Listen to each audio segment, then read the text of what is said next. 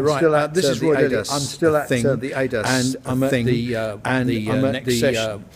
next session. Annie's going to be my cameraman. Annie's going to be my camera for me because I want to camera for me. because I want this to person I'm introducing. this person I I'm should be introducing bowing. to. Really. I should be Before bowing I introduce him. Yeah, no, I should Before be introducing him. Yeah, no, because I he's should a be god. bowing. Right. Because This he's is a god. art. Right. This With is the art. unpronounceable surname. With the unpronounceable surname, which is which is surname. The next Which is surname. Leifring. Art Leifring. Leifring. Art Leifring.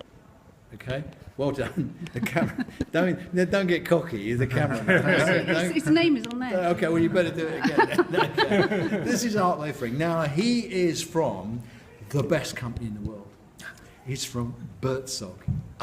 Now everybody who knows what I write about, anybody watching this who knows me will know Buurtzorg. It is the company that's inventing how to look after people in the community. It's teaching the world to look after you, granny, and it's the only company that's reducing the number of knocks on the door. He's preparing for his presentation, which he might just agree that I'll periscope a bit of it just to give you a little taster. But it's a real pleasure to meet you, and thank you for what you've done from grannies everywhere and a few granddads. Thank you for your inspiration and your ideas and innovation. Well, thank you. We've got a lot to learn from you. Thank you very much. Just going to show you the beginnings of a lecture. Art Leifring. He's the co-founder of Buurtzorg in the Netherlands, and we'll give you a little flavour of what the Buurtzorg nurses do. I will start telling you a little bit about Buurtzorg because I don't think everybody is that familiar with Buurtzorg. I heard some people are real fans. Well, I'm really honored. But I'll talk a little bit about Buurtzorg. He's talking about me. It's over there. It's not over here. That's technology for you. Yes, they're not there. Okay. There's no problem. We're driving on the left. Well, I'm focusing on the IT part because it was one last journey from me, which started 10 years ago. I was working in a large healthcare provider company with 4,000 or 6,000 people, a lot of management, a lot of staff, and a lot of people thinking how we could make it better. And 10 years ago we started a new organization, and in fact it was based upon earlier experiences with public health in the Netherlands. In the 80s we had a fairly good infrastructure for public health, but we broke it down in the 90s and we made a real other type of organization, and we just wanted to revitalize that, and then with new technology and new insights. We started in 2007 with one team and 4 nurses, delivering community healthcare, strictly working and making a lot of connections with GPs and physiotherapists and all kind of first-line workers. But now, 10 years later, we've got 10,000 nurses in approximately all the country, in 850 independent teams. But there's no management involved. There's only one CEO, and it's Jos. He's the head nurse. Jos de Blok. He's always telling all around the world about the skills of the nurses, and I always call him some kind of a nursenizer. He's always in charge of always talking about his Buurtzorg model. We serve about 70,000 patients a year.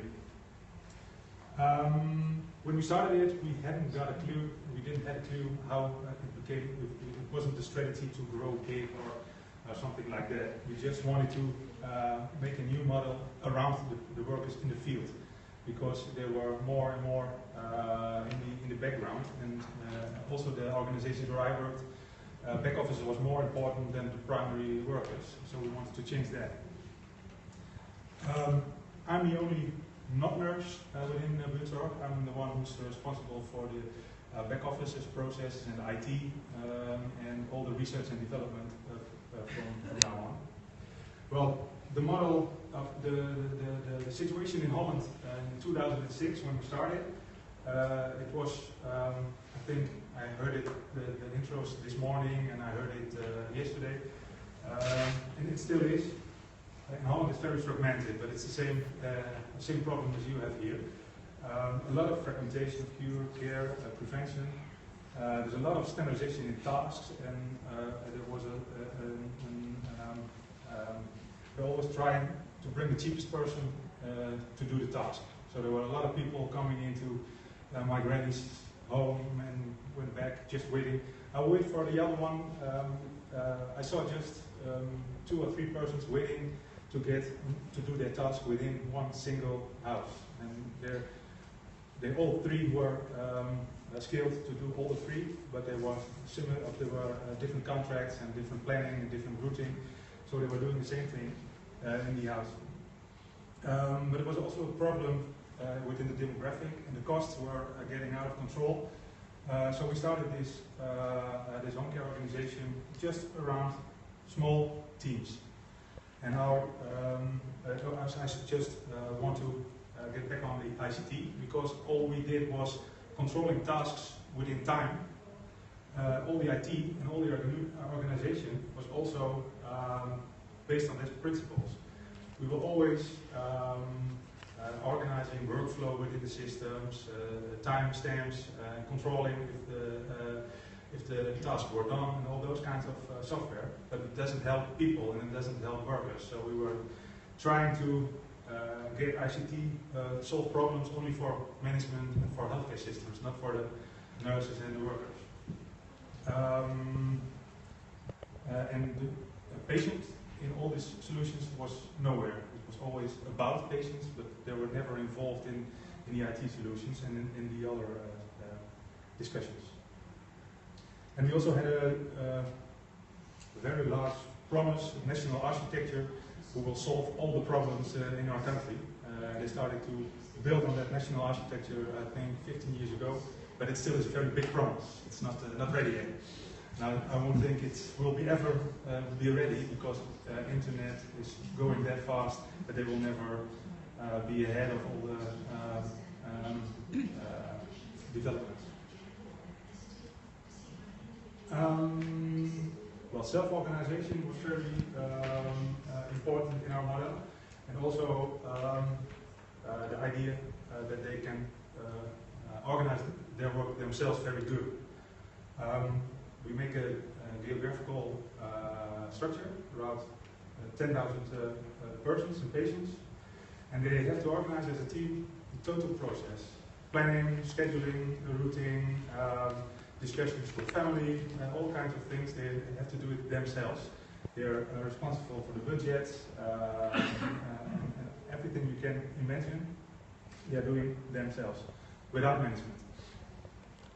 And when we started it, everybody said, well, you can do it maybe with 1 team or 2 teams, 3 teams maybe, but now we're 850 teams, and that's not the problem. In fact, it's very strong in our model, because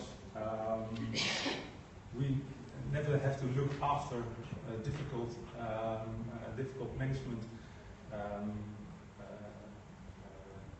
Sorry, I have to look for the word sometimes.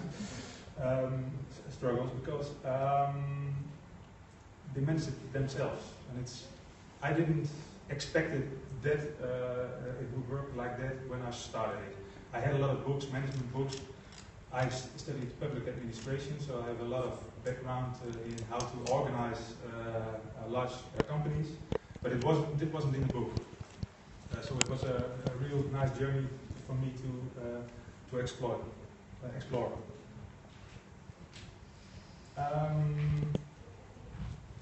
I was always fighting with systems, fighting with accountants, fighting with lawyers, fighting with all kinds of people in the back office who thought it must be this way, it must be that way, but never, when my opinion is when I can explain to a worker why it's important to write something down, then it's not really important, because they know what to do and they know what to organize, and they want to be accountable and they want to write things down. That's not a problem, but it must be a logical note or a logical thing. And all what we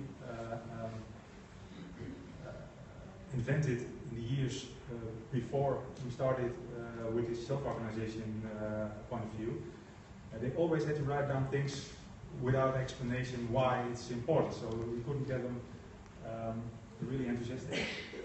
Well, this is their own ecosystem, what they have to can organize. We work with this very simple onion model. It starts only with the client and the relationship with the nurse or nurse assistant. It's this relationship what's very, very important. And within this relationship, they've got their colleagues, and that's where they start working. And then they start to make the informal network around this relationship stronger. The daughters, the sons, the neighbors, they all try to involve these persons and peoples within the client's situation. And then when that's not enough, then the team comes in, colleagues, and organize more and more and more. And then we are attracting the formal networks. But it's not the way the system is working, but you're paid for just doing your tasks. And when you're doing more tasks, then you're getting more money.